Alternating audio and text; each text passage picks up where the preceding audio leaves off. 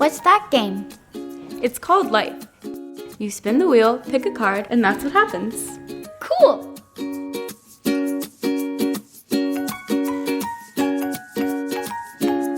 Oh, a dog. Oh, I get a wife.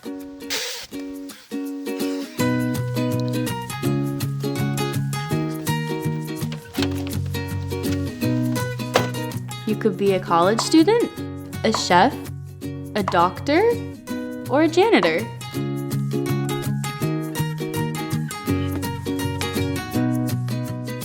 Two kids, yay! Hi, Daddy.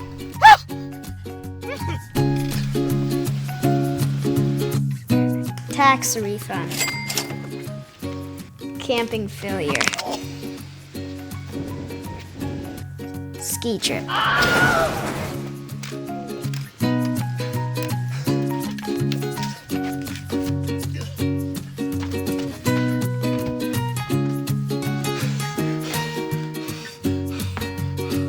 Surprise, quadruplets.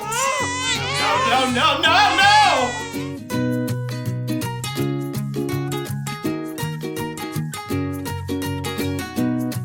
Well, it's good to see you this weekend at Grace. Thanks so much for being here. I'm Jeremiah, and I get to continue this series with us as we move into week 2 of a 4-week conversation about life.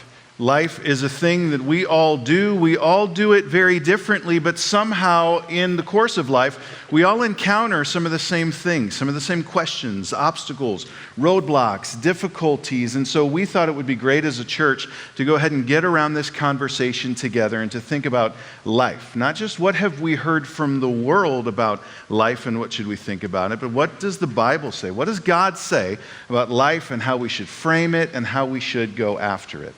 So we started this series last week, and Pastor Keith started us with just this sobering reminder, a great place to start in a conversation about life, which is this, that you get one life, we each get one life, and we should steward it on purpose for a purpose.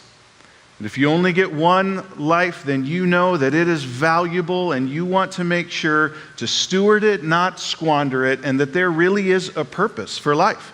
And it's not just what we come up with, but the author of life is the authority of life. And so Jesus gets to tell us what really the purpose of life is about.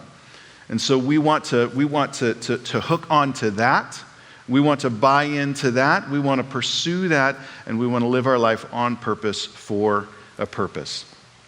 There's a show that I sometimes like. I never go searching for it, but I'll often like it when I end up seeing it on the TV. And just kind of happen upon it. And it's this show, Wipeout. So where basically they have these great big colorful moving obstacles, and then all of these people are trying to basically get through to the end of this thing without getting just killed. And it's really funny how when I'm watching this, and their commentators up front are just making fun of them the whole time, which is great. But I'm watching the show and I'm seeing these people do these things, which I could never do physically, and I'm sitting there going like, oh, you idiot, why didn't you just, and knowing that if I fell off that thing and kicked myself in the back of my own head the way that they just did, I would be dead. I stepped down the stairs the wrong way a couple days ago, and I've still got a stiff neck from it. If I did those things, and yet I'm watching and thinking, oh, it's so easy. That was such an easy miss. You should have just done this. And so they're on this moving obstacle, and they're trying to move from this one to the next one, and they get ready to make the jump, and they take their leap. Now, here's what I know in between this platform and this platform. I know they did a lot of push-ups and they ran a lot of miles getting ready for that moment. I know they watched what they were eating and they tried to get their weight down getting ready for that moment. I know they probably took some practice runs on some things getting ready for that moment. But none of those things actually have much to do with their success of getting from this thing to this thing, because all that really matters between this thing and this thing is about a millisecond of whether they got the timing right or not. And what looks so easy to me from the outside actually comes down to something that's incredibly critical and important, makes the difference between success or not, is just this matter of timing. I said it in your notes this way, and we're going to think about how it applies to our lives. Timing can make the difference between reward and regret. Timing can make the difference between reward and regret. Between this obstacle and that obstacle, as they're getting ready to make the leap, timing can make the difference between whether they get there or fall down in the water, kick themselves in the head, get made fun of, and be called stupid by Jeremiah. Timing can make the difference between reward and regret. You know this if you invest in anything. Timing. Yes, there's buying and there's selling, but there's timing to each of those that makes the difference between reward and regret. If you sold a house 3 years ago versus if you sold the same house 3 months ago, you know this is true. And if you've ever been the husband who offers the back rub that you're hoping is a little more than a back rub, you know this is true. Timing can make the difference between reward and regret.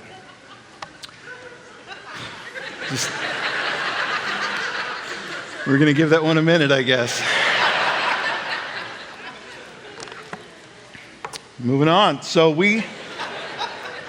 when we think about timing in our lives, and when we think about the way that the Bible talks about timing, because remember, this is a conversation about timing as defined by God, about life as defined by God.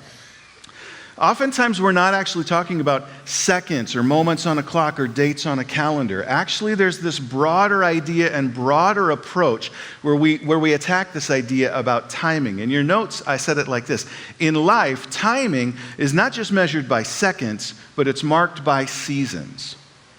Timing is not just measured by seconds, but it's marked by seasons. So you say to the girl who was in the relationship, why did you break up with him? And she says back to you, well, it was just time. She doesn't mean it was 3:14 p.m. on Thursday. What she means is I can gauge the season. I could tell by the season we're in and the circumstances and the events and the things that are happening. It was just time. And in our lives, so much of the way that we look at time is actually marked by different seasons in life. We're going to talk for just a second about kind of what we know about seasons. Seasons happen in nature. Winter, spring, summer, fall, and start it all over again. And each of those has unique and beautiful and ugly and different things about each of those seasons, but each of them are in a purpose and each of them come with an order.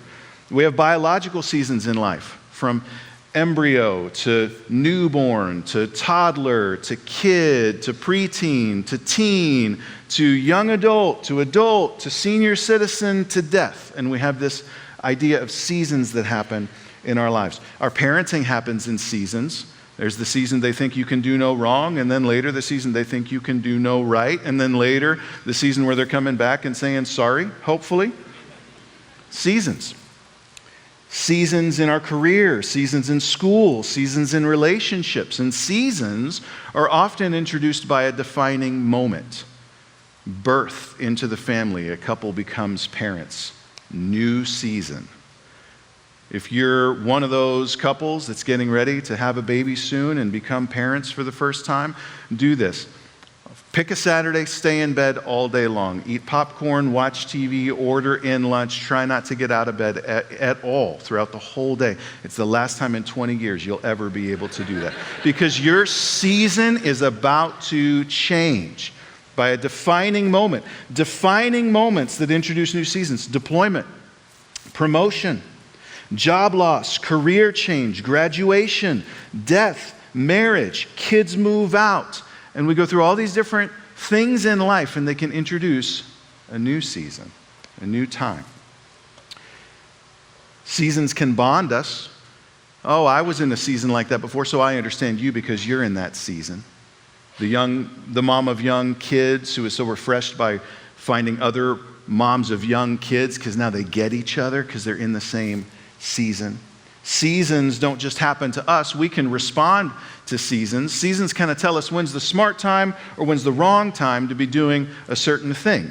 It's not time to decorate for Christmas yet because it's not that season. There are seasons, though, when some things make more sense than in another, and seasons will teach us lessons, and seasons will grow our character, and seasons will shape us in a bunch of ways. And as seasons happen to us, they don't just leave us unchanged. They leave us with stories. Sometimes they leave us with scars, depending on how we handled the timing in that season. We either get reward or we get regret. Come on, you know people, or maybe you've been the person who said, I was in that season and it was hard and I didn't like it, but here I am on the other side of it, better for it. We also know people who are either in or have been in a season and you go, man, they blew it. They wasted it. Because they were chasing after the hobby when their kids were little and they're never going to get that back. They didn't understand you can't always be going after it, and so they burned out. Or they're still trying to hold on to something that's not real anymore. You can understand these seasons and you can understand the timing and you can get reward, or you can misunderstand it, miss out on it, and you can get regret. But seasons define our lives in a bunch of different ways. Pause. I just want to let you think for a second. What season are you in? And that's a lot harder to kind of like define and just give a name to, but it's probably a little easier to just give some descriptive words to. What are 2 or 3 words that you would write down on your notes, or that you would just write down somewhere? What are 2 or 3 words that first come to mind when you think about, what season am I in? What season are you in right now? A lot of times the words we hear back from something like that are words like busy, stretching, lonely, a season that's requiring or forming patience, discipline. Maybe it's a season of payoff. Maybe it's a season of no payoff yet. Maybe it's a season of heavy. Maybe you're going through counseling or digging something up or dealing with something and it's a heavy season. How would you define, how would you describe the season that you're in? Because I think it's one thing for us to recognize that seasons exist and that they're all around us. It's one thing for us to realize that they impact our lives. It's even part of the same thing to be able to say, I can give a name or some descriptors to the season that I'm in. Here's what's harder to do, and here's what makes the difference between reward and regret.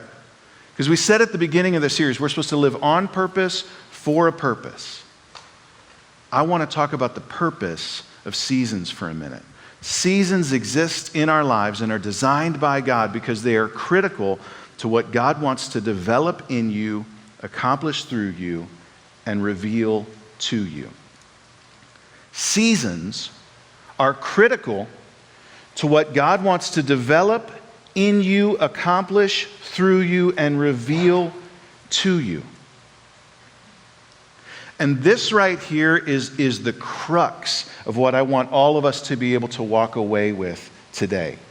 Because this, for me, and I just got to believe for you, is about the last thing that comes to your mind when you give descriptive words to the idea of what season am I in. I'm in a season where it's hard. I'm in a season where it's really annoying at work. I hate this season with the kids. Man, I wish just financially this season would be different. I look at the season they've got and I wonder why I can't be in the season like what they're in. And the last thing we think of is this is a season when God has intentional designs for what He wants to develop in me and accomplish through me and reveal to me.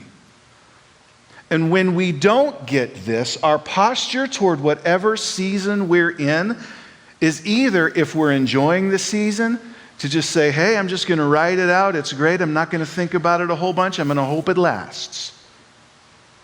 And if it's a season that we have a problem with, if it's a season that's uncomfortable, if it's a season we wish would change, we complain about it. We compare it to other people's things. We wish it away. We set our sights on greener grass. We are over it even while we're still in it. And this is what we miss.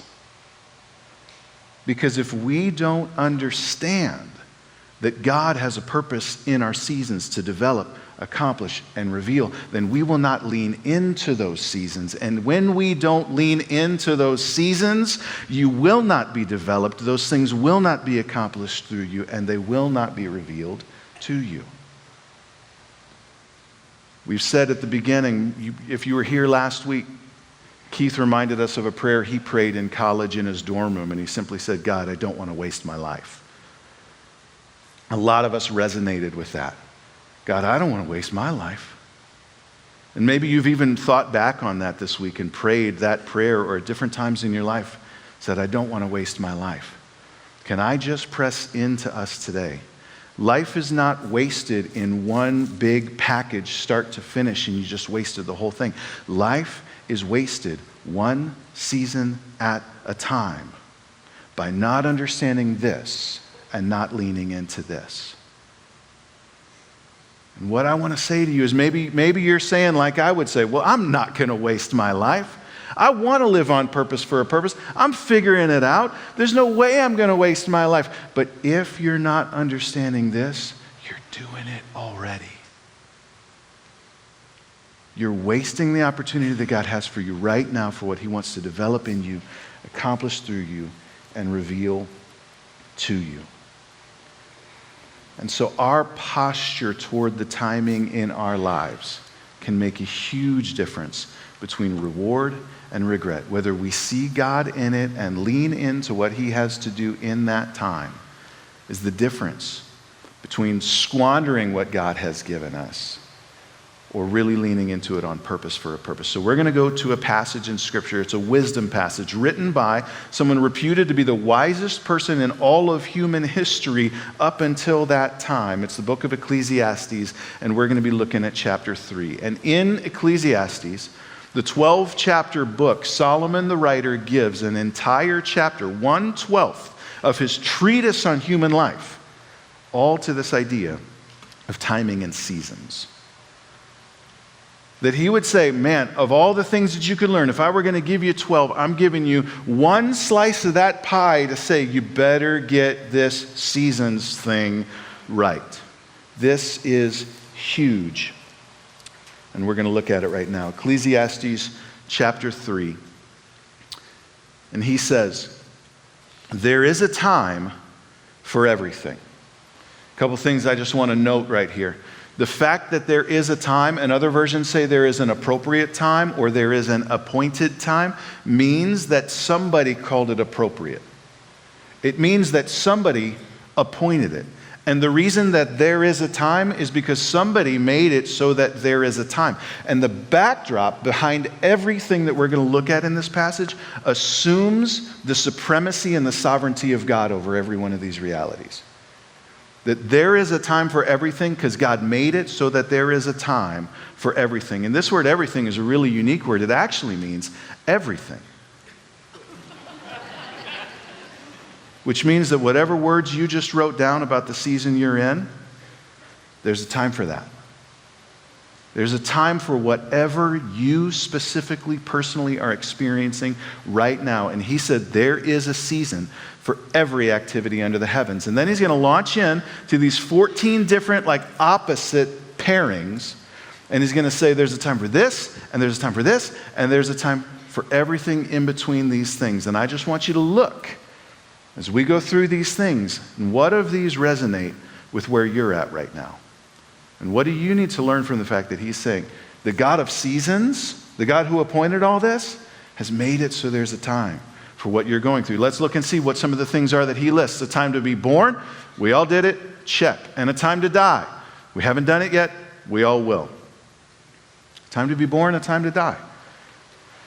Man, I remember when my little kids were born, and that introduced a season, that diapers, not sleeping, a lot of crying, all of that stuff. Even the babies would cry sometimes. And we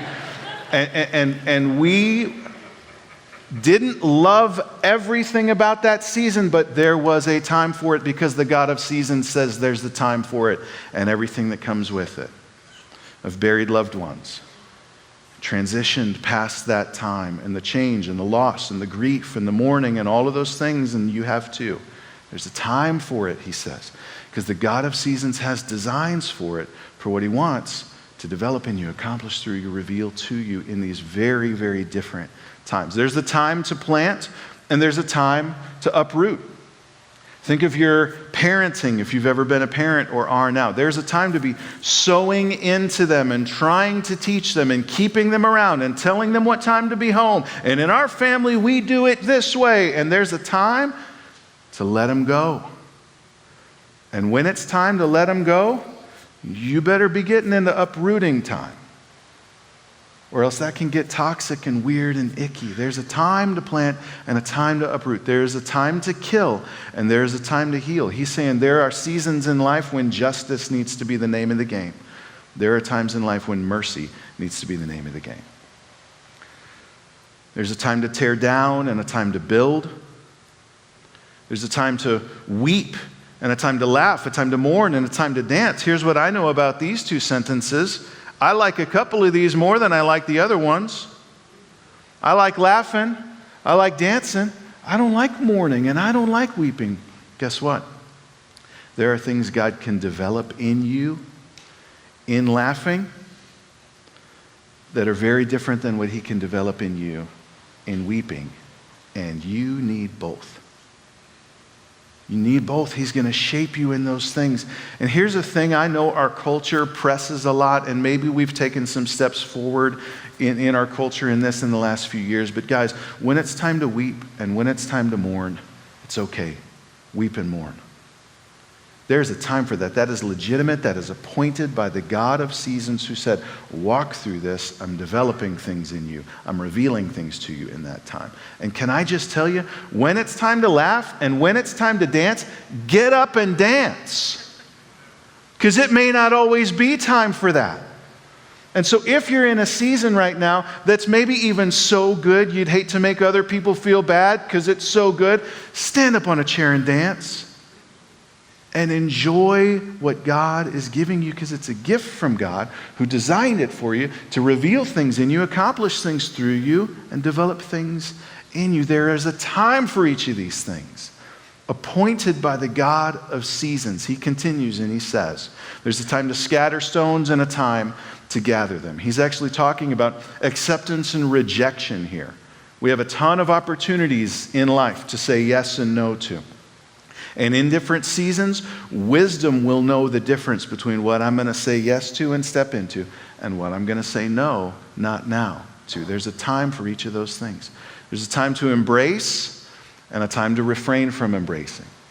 There are times when your social circles and your social support is going to be strong and you're going to be surrounded and it's going to be great. You're going to be going out with friends and date nights with the spouse are on point and everything's going fine. And there are also going to be times in life when you're not going to get a lot of hugs from a lot of people. Because it's a time for refraining from embracing. It's going to feel lonely. And when you're lonely, the question behind the pain is, God, what are you revealing to me? What are you developing in me? Even Jesus had times of incredible loneliness. And it's even in times like that we get to understand him more. There's a time to search and a time to give up, a time to keep, and a time to throw away. This is the garage sale conversation right here. What are we going to keep and what are we going to throw away?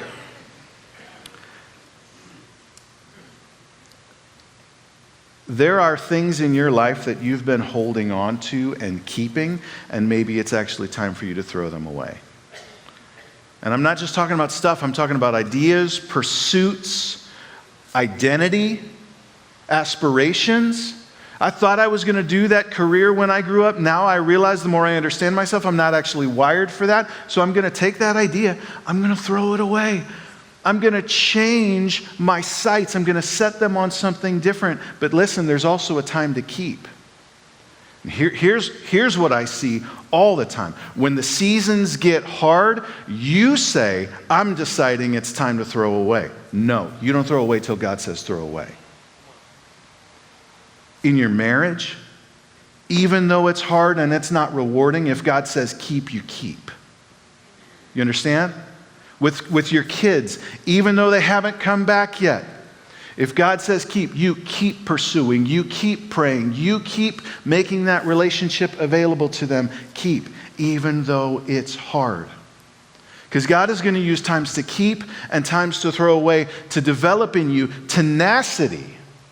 To say, I will be what you are calling me to be regardless of my difficult circumstances, and to develop in you abandon.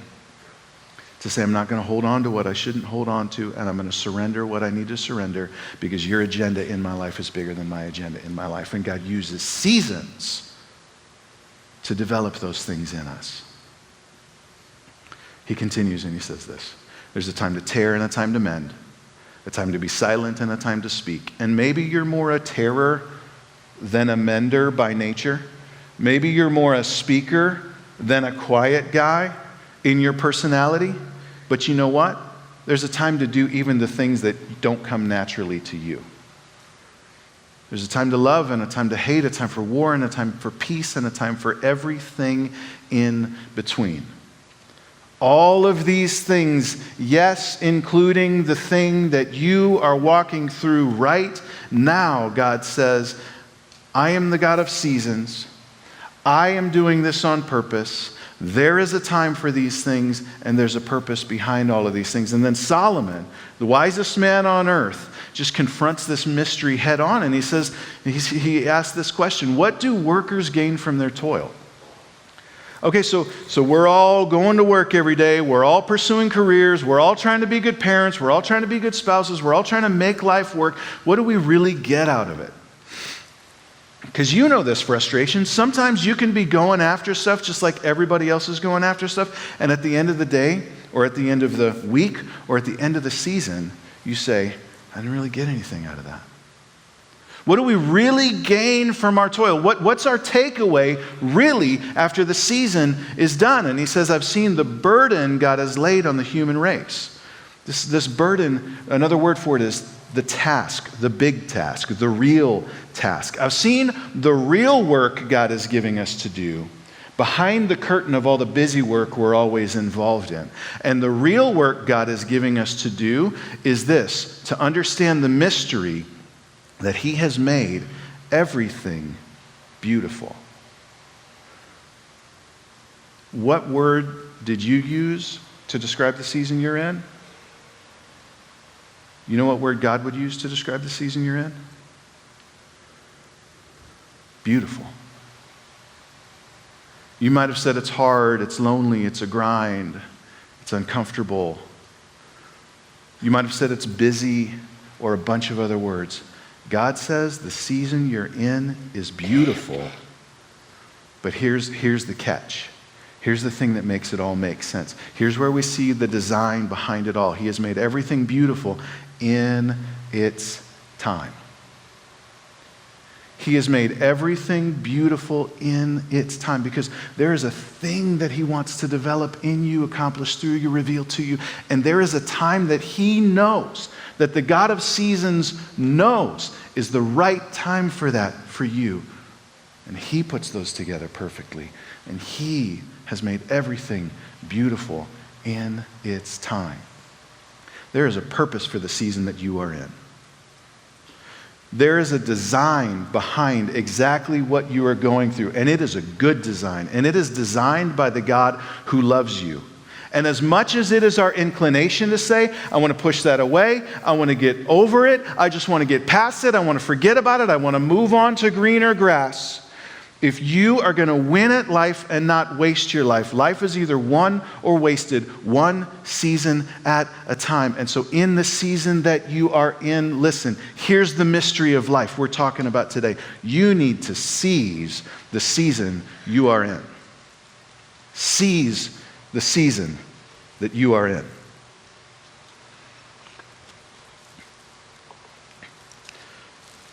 We all have seasons. We all understand this. We're all experiencing it. What we don't all have is the correct temperament in our hearts toward the season that we're in. Because when you're just enduring it, or when you're trying to ignore it, or when you're just hoping to get through it, here's what you're not doing. You're not seizing it. You're not leaning into it. You're not seeing God in it and saying, do it, develop in me, accomplish through me, reveal to me. Seize the season that you are in. You can't always control the way that seasons change and the things that happen in your life, but you can always control your posture toward those things. You can always say, I will seize the season that I'm in. For my good and for the glory of God, I will seize the season that I'm in. Guys, the very thing that you hate, the very thing that you resist, the very thing you wish would just go away and it would get on to a new season, that is the thing that I'm saying God has designs for it. Seize it. Stop wishing it away. Stop ignoring it. Because when you do those things, when you're in that posture, at best, you're ignoring what God is wanting to do in your life. At worst, you are insulting him by calling what he says beautiful stupid or wasteful or wrong or useless. It's not stupid and wasteful and wrong, it's useless. It's beautiful. Seize the season that you are in for your good and for the glory of God. I'm not asking you to like it. I'm asking you to see the beauty in it. And I'm asking you to seize it. Because life is won or wasted one season at a time. We're going to look at some ways right now, some things, just mindsets that are going to help us to seize the season that you are in. To open yourself up to what God wants to develop in you, accomplish through you, and reveal to you. The first one is that we need to remember God's design. That in the season you're in, no matter what that is, no matter what those words are that you wrote down, how you would describe what you're experiencing, remember God's design. He has a design for it. There's a point to it. I got a car with an anti-lock brake system for the first time years ago, and I'm used to when I slam on the brakes, when the car locks up, it's done, stop, which worked fine because I grew up in Texas.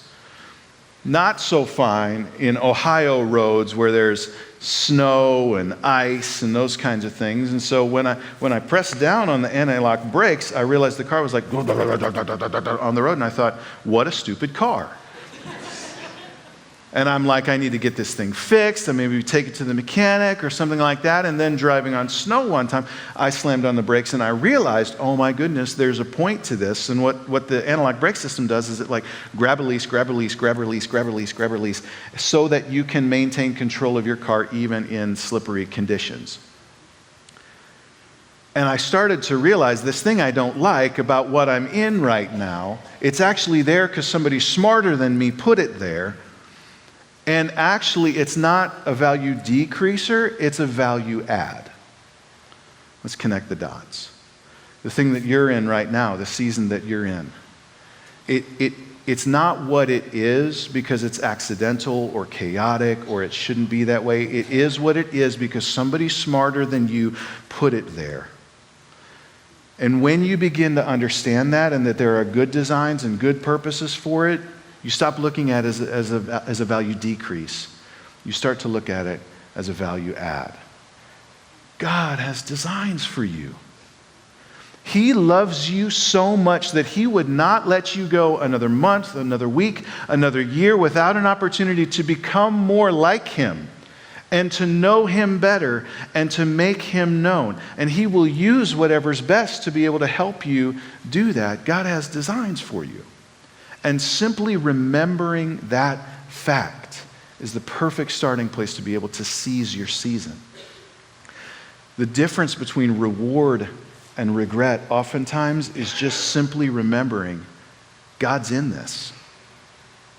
And if we can make that our starting place, then we can begin to seize the season that we are in. I don't know what you're experiencing right now. I don't know what season you're in, but I do know God's in it. And he has designs for you in it. Number two, as we think about the mindset of seizing our season and how we do that, we need to do this. We need to reframe our expectations. Reframe your expectations. There are things that make sense in one season that don't make sense in another season. And if in another season you've still got your expectations set on what made sense in a different season, guess what? That's a recipe for disappointment and frustration and discontent. I think that's where a lot of us live. I took my kids one time to the beach. They were super excited. Sandcastles, sunburns. Only problem was we were in the Pacific Northwest and it was November. So when we were going to the beach, what we thought was hot coffee in hand, windbreakers, hoodies pulled over, mist and fog, maybe see something that looks kind of like the Goonies rock, you know what I'm saying? Like, that's what we were thinking. And our daughters were so bummed that it wasn't what they expected it would be. Now, I didn't say this to them, but here's what I thought. Well, that's your own stupid fault for thinking that it would be something. The problem simply was that they set their expectations on something that wasn't real in that season. So sure, they were frustrated. And that's easy to think when it comes to my daughters, but it's a lot harder to think when it comes to you looking in the mirror and saying, your frustration is your own fault because you're setting your sights on something that's not real in this season. There are things that make sense and things that don't make sense in the season you're in, and God designed it that way. There is a time for just being quiet and being developed. Like there is a time for just preparation. And if you want people to look to you and ask you for advice and have high output and be doing a bunch of stuff, when it's a time you're just supposed to be studying and learning and getting better, guess what? You're setting yourself up for frustration. There is a time the kids aren't going to come home for every holiday anymore. You raised them. They're gone. That was supposed to be the goal all along. And if you expect they're coming home every Thanksgiving, every Christmas, guess what? You're setting yourself up for frustration. This year, I hear that if you think all the presents that are on ships out there somewhere are going to make it under your tree in time, you're setting yourself up for frustration. You might want to reframe your expectations. That's just what wise people do. And it is foolish to be in the spot where we say, I can name the season that I'm in, but I'm not doing the work to adjust my expectations in light of that. Adjust your expectations. The difference between reward and regret is complaining about the cards that you think should be in your hand instead of simply, listen, seize your season, play the heck out of the cards that are in your hand. It is what it is. God designed it that way. He's in it. Reframe your expectations and seize your season. The third posture that we need to make sure we have in the middle of our seasons to make sure that we are seizing the season we are in is to remain on mission. Remain on mission. The God of changing seasons is the God who also in every season is saying there is a mission for your life. And actually, guess what? That mission doesn't change no matter what different season you are in. I'm teaching my son basketball. He's 10 years old. Practices start up this week. I want him to be ready for practices, to be the kid who shows up already knowing how to dribble, already knowing how to shoot, already knowing all those things. So we've been putting in a lot of time on the court. And I'm loving teaching him the different things about basketball. Okay, on offense, what do we do? Well, on offense, we use our team and we try to score points and we try to make goals. That's what okay, on defense, what do we do? Well, we try to get possession back of the ball and stop them from scoring points. Great. What's the mission on offense? Win the game. What's the mission on defense? Win the game. What's the mission in the first quarter, second quarter, third quarter, fourth quarter? Full court press. Man-to-man, zone, doesn't matter. What's the mission behind all of these things? No matter what the different things are that we are doing, the mission never changes. Win the game. Here's the thing for us to understand as Christians. No matter what specific season you are in right now, your mission hasn't changed. Know Jesus, make Jesus known, become more like Jesus. And then your season will change. And some things will be very different. And it's know Jesus, become more like Jesus, make Jesus known. And then your season will change again. And I can keep going, but you don't want me to. In every specific season you are in, the only difference is you're just going to do it differently. You're just going to be around different people. Those opportunities might look a little bit different, but the mission never changes. The gospel is real. Heaven and hell are real. And every season is not something to be just looked past or just gotten through. It's something to be seized because in this season you have unique opportunities to connect people to Jesus. to show them what a Christian lives like. And I know it would be different in another season, and you might like that kind of different, but you're never getting this chance back again. You're never getting these circles back again. Come on, you know what it's like to get through a season, get to the other side of it, say, whew, I'm really glad that I'm done with that, but oh my goodness, I'm just now realizing my college roommate, I should have taken a lot more opportunity to try to be a witness to them. Oh my goodness, I'm just now realizing my coworker, I should have seized that season. I should have been more missional in that space. I should have watched the way I was talking around those people. I wasn't seizing the season that I was in. We've all got those regrets. Let me just ask you right now, when you get to the end of this season, if you were to keep on going the way you're going right now, what are you going to regret that you didn't seize for mission? What are you going to regret and say, man, I should have thought of that then, that I should have remained on mission in that season, because then I won't be around those people anymore. Then I won't be able to do those things anymore. Then I won't be in those spaces anymore that God had me in that specific season for a purpose, His mission. The difference between reward and regret is, are you leveraging the season you're in for the gospel or not? Remain on mission. Seize the season that you are in.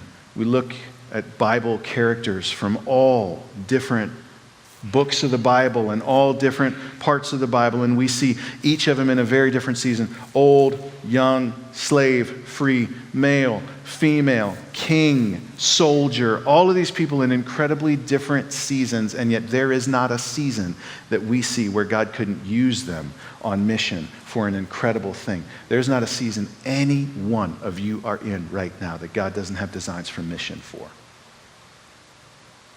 And so I want to ask you right now, you've thought about seasons, you've thought about how we leverage these, we've said we don't want to waste our lives. Let's drill it down to an action step for this week. And I would like for you to take time to journal this week and just to say, what season am I in? And in this season, what do I need to deprioritize? And in this season, what do I need to prioritize? What do I need to deprioritize? What do I need to prioritize?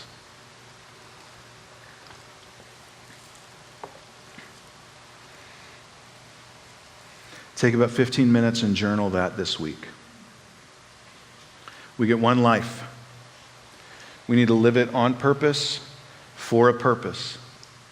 Life is something that we're going to either steward one season at a time or squander one season at a time. And God has designs for what He wants to develop in you, accomplish through you, and reveal to you that is unique to the season you are in. I'm not asking you to like it. I'm asking you to see the beauty in it and to seize it. And here's the other thing I'm asking you to do, is to take great encouragement and comfort and joy from the fact that, yes, He's the God of changing seasons. And He's the one who put designs for all of these different parts of your life. But please remember this, that the God of your changing seasons never changes. In the season that you were in yesterday, He was faithful, He was good, He was trustworthy, He was a promise keeper, He was for you. In the season that you're in today, He is faithful, He is good, He is trustworthy, He's a promise keeper, He's for you. In the season that you're going to be in tomorrow, He's going to be faithful, He's going to be good, He's going to be trustworthy, He's going to be a promise keeper, He's going to be for you. Your seasons change, and that's by His design, because He's the God of seasons. But the God of your changing seasons never changes. So you can step from season to season to season with joy, with confidence, with hope, because He never changes. I got an opportunity one time to see just a really, really encouraging example of a person who understood that they can move from season to season with joy, confidence, hope. It was actually my father-in-law. Marcy's dad, Chuck, is 85 years old, just turned 85 this last October. And 3 years ago, when he was 82, it came time for that really difficult conversation that a lot of people have to have with their family member who drives, to say, you can't be the family member who drives anymore. We had to ask him for his car keys. That's a tough thing, and if you've ever been through it, man, that can get ugly. So we sat down with Dad and we said, well, here's some things that have happened. Here's some concerns that we have. We're asking you, would you be willing to give up your car keys now? And he said, if you think it's the right time, then I'll trust you and I'll give up the car keys now. And for a demographic of people, you know, so many of these people have been driving their whole lives, self-sufficient for so much of their lives, and enjoyed the freedoms and all of the things that they attach to that, even identity things. And he was just unfazed. He was like, I am who I am. My God is who my God is. I'm okay with or without my car keys. We were so encouraged and inspired just by his reaction in that moment that we actually decided we're going to throw him a party. We did a releasing the keys party. We invited a bunch of people over to our house, and Dad stood in front. We got a key-shaped cake. We had cards that were shaped like cars, and everybody could write little notes on them. And we stood Dad up in front of everybody, and we said, we've calculated he's driven over 1 million miles. Here's how many years he's driven. Here's the name of all the states that he's driven in. Here's the names of all the people that he taught how to drive. Here's all the different cars that he's owned and driven in his life. And by the way, he's only been in just minor accidents and never got a speeding ticket in all of his driving years. And so Dad then holds his key up in front. Oh wait, this is a really cool part. We gave him the stage for a minute. And he says, I just wanted to say my life verse, Philippians 4:13. I know what it's like to have little, and I know what it's like to have a lot. I know what it's like to be well-fed. I know what it's like to be hungry. I can do all these things through him who gives me strength. I know what it's like to have a car. I'm going to learn what it's like to not have a car. I can do this through him who gives me strength. Then he holds his key up, and I hold a box out. And the crowd starts going, go, go, go, go. And Dad holds his key and he brings it over toward the box and he lays it down in the box, and the crowd goes wild, and we cover up the box and everybody cheers. And then we had cake and punch. And it was awesome. And it was a beautiful example to me to see. I can step from one season into the next season with the same amount of joy, with the same amount of confidence, with the same amount of optimism, because my God never changes. Seasons change. God doesn't change. May I have that same grace as I walk through changing seasons. May you have that same grace as you walk through changing seasons. And may we seize the season we're in for all that God wants it to be, for our good and his glory. Pray with me. God, we thank you that through all of our changing seasons, we can always remember it's not by chaos, it's not by chance. There is design for what you want for us in that time. And that if we will see you in it and lean into it, God, we can become what you want us to be. God, we don't want to waste our lives. Help us to understand today that it's one thing to say that, but it's another thing to lean into what's now and to reframe it and to see it as from you and to say, God, shape me. Shape me today, right where I'm at, with what I'm experiencing. We know you'll do that because you're good and you are the God of our seasons. In Jesus' name, amen.